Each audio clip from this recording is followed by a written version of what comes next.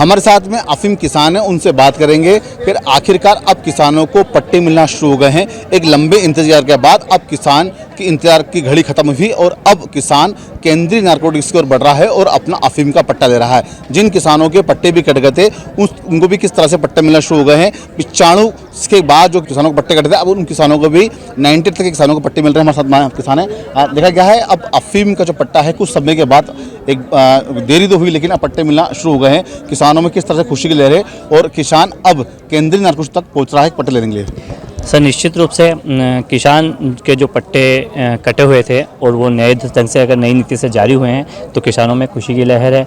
काफ़ी समय बाद लोगों को एक नए ढंग से वापस से उनकी पट्टा शुरू करने के लिए एक नया जीवनदान कहते हैं गांव के लोगों, गांव की परिभाषा में कहते हैं कि नया जीवन मिला है हमारे पट्टे को।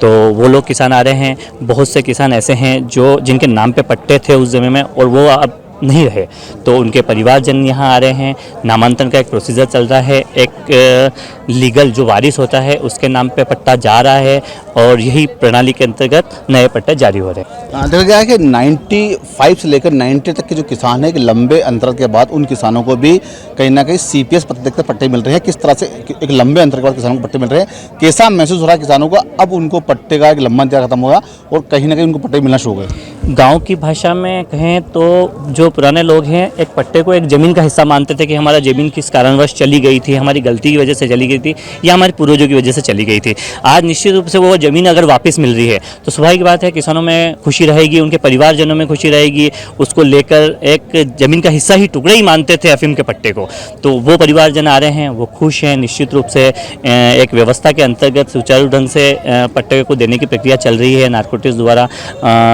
जो उनके पास वर्करों की कमी है उसकी वजह से उनको दूसरे लोगों को लाकर भी नारकोटिक्स भी निरंतर लगा हुआ है कि जल्द से जल्द लोगों के पट्टे जारी हो जाए, लोग CPS तहत बोलें।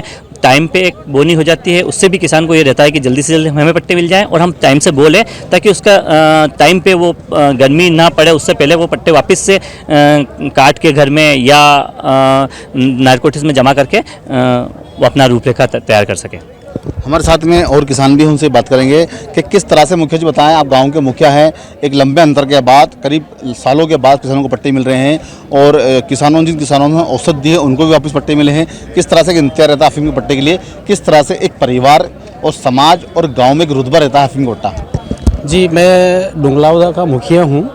रनिंग में हमारे गाँव में 4 पट्टे थे और सरकार की नीति से अभी करीब 8 पट्टे आ रहे हैं जिसमें से 6 मैं आज तक प्राप्त कर चुका हूं।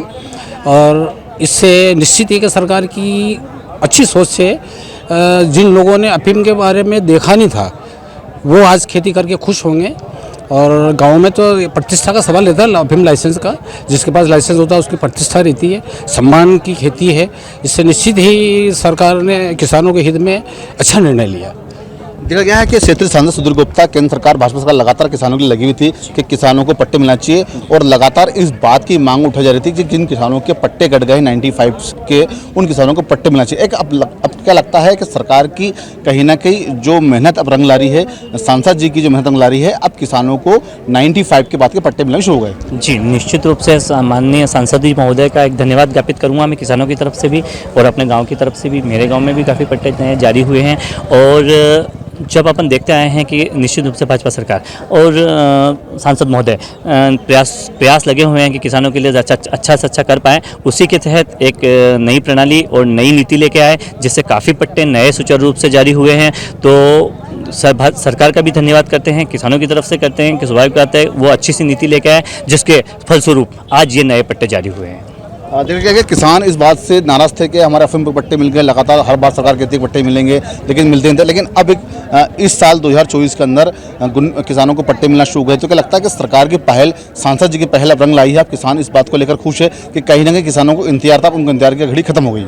निश्चित है, वो तो सांसद जी और सरकार की सुचारू नीति से ही ये संभव हुआ है। पर सरकार भी काफ़ी इस विषयों पर मंथन करने के बाद में कोई नीति बनाती है तो 1 आध साल लगता है उस पर निर्णय लेने में। तो इन्होंने बिना सोचे समझे तो लिया नहीं, सोच समझ के निर्णय लिया और किसान हित का निर्णय है। निश्चित ही इससे किसानों को फायदा होगा, सरकार को भी इससे कई व्यवसाय, कई रोजगार, कई दवाइयों में जो अफीम की उपज जाती है तो आम जनता को भी फायदा और किसान को भी फायदा। तो सरकार ने निश्चित ही किसान हित में एक अच्छा निर्णय लिया। देखा गया है कि जो किसानों के पट्टे बहाल हुए थे उनको कौन सी स्कीम के तहत क्या सीपीएस या शीरापति से पट्टे मिलेंगे, कौन सी स्कीम मिल रही है? जी, ये अभी पहले जो औसत तय थी उस औसत पर किसान अफीम नहीं दे पाए, इसलिए पट्टे रुके थे। अब उस औसत को कम करके 25 केजी पर हेक्टेयर इन्होंने सरकार ने करी, उस मान से ये सारे पट्टे मिल रहे हैं और सारे पट्टे सीपीएस में जा रहे हैं, ये चीरा पद्धति में नहीं जा रहे। तो सरकार से तो मेरा एक सुझाव है सांसद जी से कि हमेशा किसी न किसी एक नीति या एक प्रारूप से विरोधाभास होता है, तो सरकार को आगामी अफीम नीति में ऐसा निर्णय लेना चाहिए कि 10 आरी का पट्टा हर किसान को दे ही रहे हैं, 5 आरी उसको चीरने का दे और 5 आरी सीपीएस में दे, तो सारे किसान समान हो जाए, इसमें भेदभाव न रहे। और रहा सवाल भाव का, तो 200 रुपये केजी शायद अभी हमसे ले रहे हैं, तो ये न्यूनतम से ही नीचे है, तो इसको भी रेट पर भी सरकार को अभी इस नीति में तो कुछ नहीं कर पाएंगे, पर आगामी नीति में भी थोड़ा इस पर निर्णय हो ताकि किसान हित का हो, किसान का फायदा हो। तो ये थे हमारे साथ में किसान जिन्होंने केंद्र नागरिक केंद्र सरकार का और सांसद सुधीर गुप्ता का धन्यवाद दिया। उन्होंने कहा कि केंद्र सरकार की जो योजना थी, जो लगातार किसानों को लेकर चिंतित थे, किसान कहीं ना कहीं इस बात से दुखी पीड़िता के 95 के जो पट्टे कट गए हैं उन किसानों को पट्टे नहीं मिल रहे थे। लगातार सरकार इस बात की लगातार घोषणा और आवाज़ उठा रही थी। सांसद जी लगातार अफीम किसानों को लगे थे कि उन किसानों को भी पट्टे मिलना चाहिए, लेकिन अब वो घड़ी आ गई है। अब उन 95 के से लेकर 90 तक के किसानों को जिन पट्टे कटे थे उन किसानों को भी इस बार 2024-25 की जो लाइसेंस जो पट्टे जो मिलना है उन किसानों को भी पट्टे मिलना शुरू हो गए हैं और किसान केंद्रीय नागरिक कार्यालय पहुंच के अपना पट्टा ले रहे हैं। लेकिन उन किसानों को जो 95 से 90 तक किसान थे उन किसानों को सीबीएस पद्धति के माध्यम से पट्टे जारी किए गए हैं, क्योंकि जो उनकी औसत थी वो 25 की जो औसत थी उसके आधार से, उसके अनुमान से उन किसानों को पट्टे दिए जाएंगे और कहीं ना कहीं उन किसानों को अब सीबीएस के पद्धति से पट्टे दिए जा रहे हैं। किसान खुश है, किसान लगातार इस बात को लेकर सांसद जी सुधीर गुप्ता का धन्यवाद दे रहा है, केंद्र सरकार का धन्यवाद दे रहा है कि सरकार की जो महत्वपूर्ण योजना थी किसानों के लिए अब वो कहीं ना कहीं किसानों के प्रति दिख रही है और किसानों को पट्टे मिलना शुरू हो गए हैं। कैमरामैन देव के साथ दीपक ताबे की विशेष रिपोर्ट।